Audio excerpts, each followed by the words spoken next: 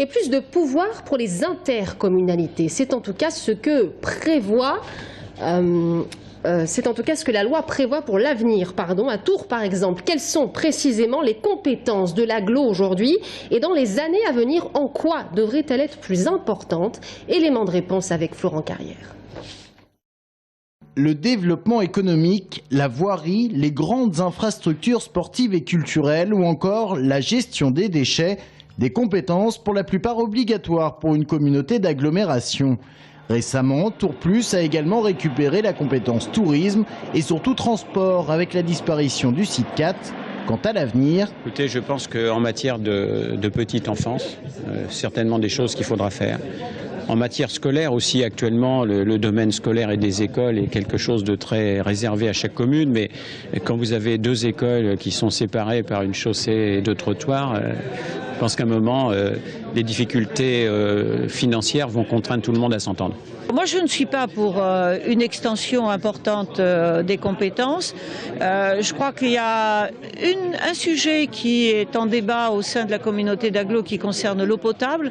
L'eau, prochaine compétence communautaire, probablement. L'urbanisme, pas question pour l'heure de toucher à cette compétence très municipale, mais une mutualisation des services dans ce domaine est en cours. Et l'on parle d'ailleurs plutôt de mutualisation ou de nouvelles compétences sur la base du volontariat. L'énergie par exemple, ou le nettoyage urbain, un service dorénavant partagé entre Tours et Joué-les-Tours, et bientôt Notre-Dame-d'Oé et Saint-Cyr-sur-Loire. Tours Plus, c'est donc un petit peu comme l'Union européenne. Et pour Alain Michel, le maire de La Riche, la question des compétences est indissociable d'une autre question, celle de la gouvernance. Le bureau ne doit plus être l'instance finalement où tout se décide avec un conseil qui entérine, mais au contraire le conseil doit être le centre de la décision avec un bureau qui exécute. Le fait que les conseillers communautaires vont être élus au suffrage universel participe à la démocratisation du conseil communautaire et je pense qu'il faudra sans doute évoluer. Peut-être un jour le président de la communauté d'agglomération sera élu au suffrage universel direct sur le territoire de l'agglomération avec un projet d'agglomération.